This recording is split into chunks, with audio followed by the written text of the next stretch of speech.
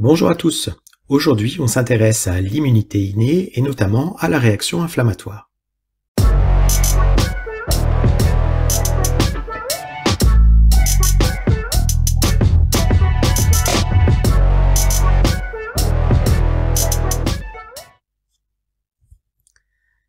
Tout d'abord, quelques caractéristiques de cette réaction inflammatoire. Elle est essentiellement rapide et surtout non spécifique, c'est-à-dire quel que soit le type de facteur déclenchant, une lésion, un dysfonctionnement cellulaire comme une cancérisation ou bien une infection par un pathogène, elle va se mettre en place. Elle est également innée, ça signifie qu'elle ne nécessite pas d'apprentissage au préalable pour se mettre en place, elle est génétiquement héritée et donc notamment quasiment la totalité des vertébrés et des invertébrés sont capables de ce type de réponse immunitaire. La question qu'on se pose, c'est de savoir quels sont les mécanismes qui sont mis en place lors de cette réponse inflammatoire, qui est un des exemples de réponse innée. On va donc s'intéresser aux caractéristiques, aux différentes étapes de cette réaction, et aussi à la façon dont on peut la limiter, notamment à l'aide de médicaments.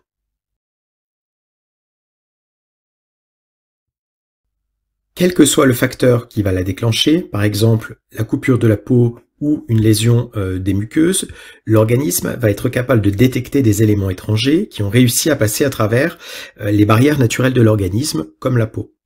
Notre corps va donc être alerté lorsque nos cellules subissent un stress ou un dysfonctionnement. Dans tous les cas, la réponse inflammatoire aiguë, elle va se traduire toujours par 4 symptômes.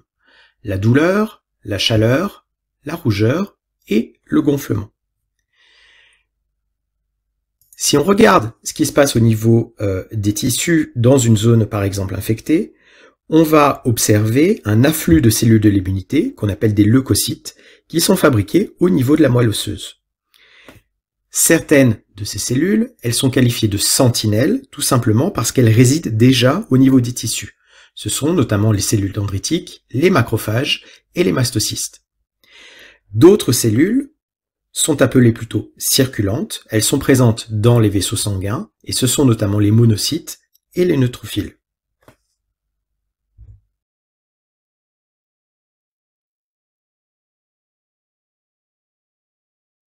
Alors, quelles sont les différentes étapes de cette réponse inflammatoire? Tout d'abord, pour qu'elle ait lieu, il faut qu'il y ait une reconnaissance d'un signal de danger. Tous les animaux sont capables d'immunité innée. Ils peuvent donc reconnaître une grande diversité d'agents pathogènes grâce à ce qu'on appelle des récepteurs de surface, des TLR pour Toll-like receptor, et des PRR, Pattern Recognition Receptors, qui reconnaissent des motifs qui sont conservés chez de nombreux pathogènes, qu'on appelle globalement des PAMP pour Pathogen Associated Molecular Pattern.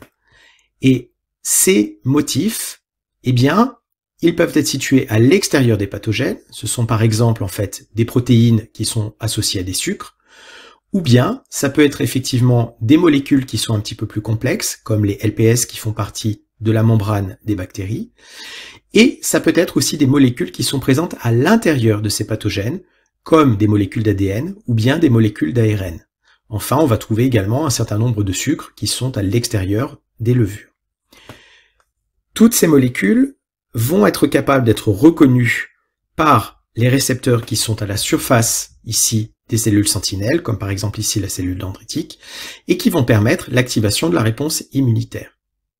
Alors, une chose est importante à noter, c'est que l'ensemble de ces récepteurs, ils sont assez conservés à travers les espèces. Si on regarde un alignement par exemple de la séquence en acides aminés du TLR numéro 4, entre l'homme, la souris, le rat et le chimpanzé, eh bien on s'aperçoit que ces séquences, elles sont relativement proches les unes des autres, elles sont donc relativement conservées.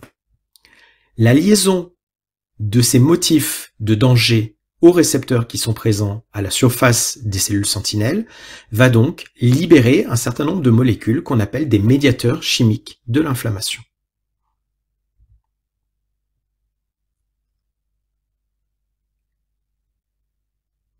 Ces médiateurs chimiques de l'inflammation vont permettre le recrutement des cellules qui sont présentes dans les vaisseaux sanguins, notamment les granulocytes et les monocytes, qui vont pouvoir migrer depuis les vaisseaux sanguins jusqu'à la zone de réaction inflammatoire.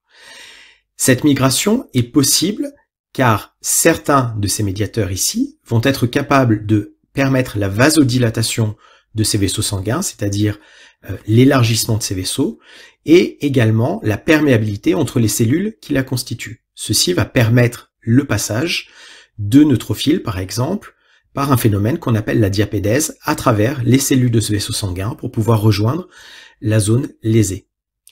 Si on s'intéresse à ces médiateurs de l'inflammation, il y en a de plusieurs types. On peut trouver des histamines qui sont essentiellement sécrétées par des mastocystes. Ces histamines permettent la vasodilatation et l'augmentation donc de la perméabilité vasculaire. On va également trouver des prostaglandines qui elles sont sécrétées par des cellules dendritiques et aussi par les mastocytes. Ces prostaglandines, en plus d'avoir un rôle de vasodilatation, elles vont jouer un rôle de messager dans la douleur. En fait, certaines fibres nerveuses sont sensibles à ces messagers chimiques et vont donc amener un message de danger à notre cerveau qui signifie tout simplement que l'on a mal. Enfin, une dernière catégorie qu'on appelle globalement des cytokines vont être sécrétées par donc ces cellules sentinelles pour permettre le recrutement d'autres leucocytes, c'est-à-dire que ces molécules vont avoir un rôle d'attraction des autres cellules immunitaires par un phénomène qu'on appelle du chimiotactisme, c'est-à-dire le recrutement par préférence chimique. Ceci va également faciliter le passage donc de ces cellules par diapédèse depuis le vaisseau sanguin vers la zone lésée.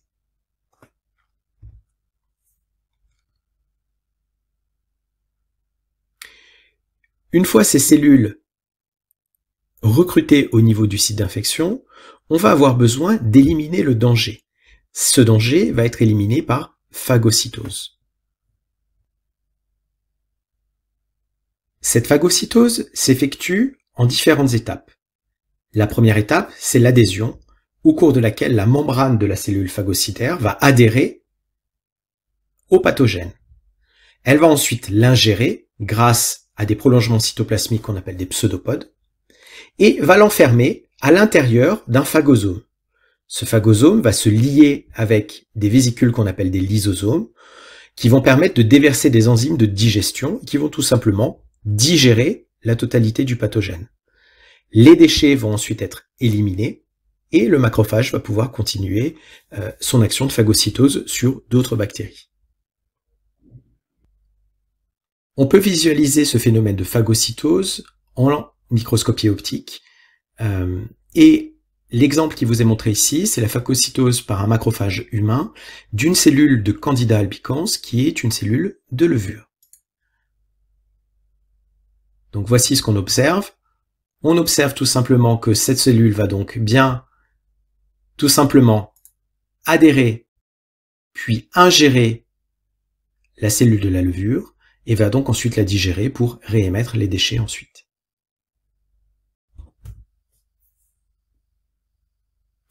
Comment peut-on limiter cette réaction inflammatoire? Parfois, cette réaction innée se prolonge de manière anormale et elle est à l'origine de maladies inflammatoires chroniques, comme la maladie de Crohn. On a donc besoin d'utiliser des médicaments pour la stopper. Pour cela, on va utiliser des anti-inflammatoires qui vont avoir tendance à bloquer la production de certains médiateurs chimiques, comme les prostaglandines, et donc diminuer la sensation de douleur, mais aussi l'inflammation. Vous avez eu en TP l'exemple de l'ibuprofène, qui est un inhibiteur compétitif de l'enzyme COX ici, et je vous le rappelle, cette enzyme ici est capable à partir de précurseurs cellulaires, comme l'acide arachidonique, de fabriquer des prostaglandines grâce à cette enzyme qui va donc transformer ce substrat en produit. L'ibuprofène va venir se fixer exactement au même endroit que l'acide arachidonique dans le site actif et va donc empêcher l'enzyme de transformer le substrat en produit.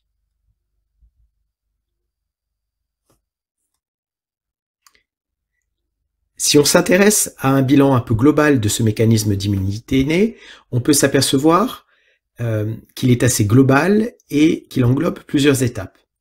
Si le pathogène a dépassé la barrière physique, ou bien la lésion bien évidemment, les cellules sentinelles qui sont situées dans la peau vont reconnaître le danger grâce à leurs récepteurs de surface qui sont les TLR ou les PRR, et qui vont donc reconnaître des PAMP situés à la surface des pathogènes.